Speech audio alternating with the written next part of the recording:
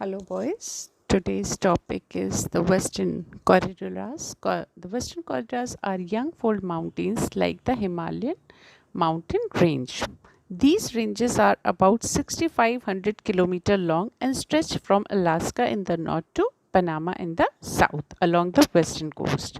These mountains further extend into South America as the Andes. Its width is a maximum of 1,500 kilometers in the middle and the decreases to the north and south. The Western Colorados are mountain areas formed by almost parallel ranges. Mountain McKinley in Alaska is the highest peak of Colorado region. The Colorado is the source region of the most of the rivers of this continent. The Western Colorados consist of several ranges running north to south. The highest range is the Rocky Mountain, which forms the easternmost range, and Mountain McKinley, 6,200 meter, is the highest peak in the North America, is in the Alaska range.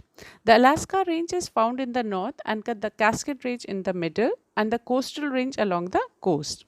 The coastal range rises steeply from the coast. The Western Colorados is made up of by a number of parallel ranges. The most prominent and the highest among this is the Rocky Mountain.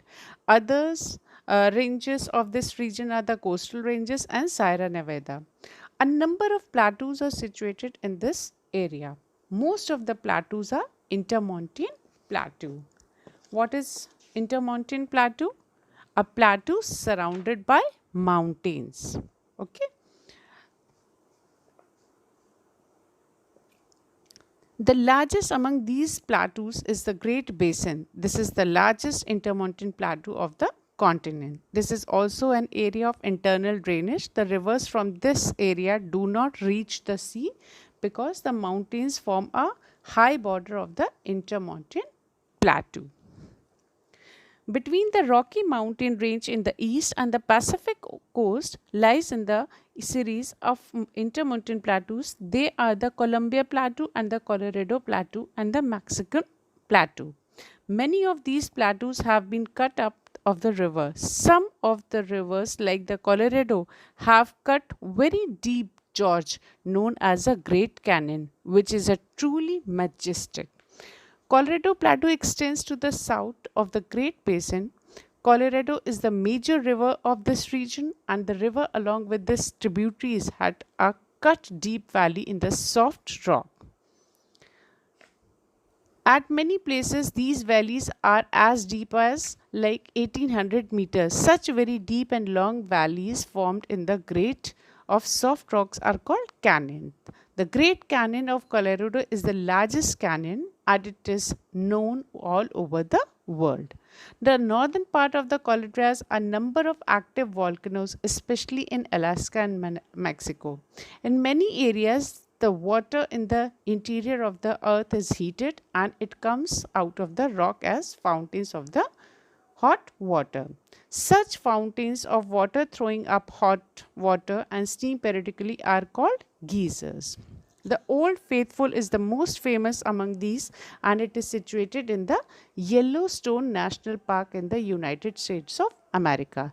These geysers throw up a jet of hot water at a regular intervals and it is a big attraction for the tourists from all over the world. Western Colorados is also a region of earthquake because a number of active and extinct volcanoes are found here. Most of the rivers of the North Americas have their sources in the Western Colorados. The Western Colorados are rich in forest resources. They contain forests of trees such as fir, spruce and cedar. The region is rich in a number of minerals also. The most important minerals found in this area are coal, lead, zinc, copper and gold.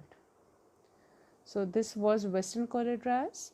Next topic will be the Central Plains. Thank you, boys.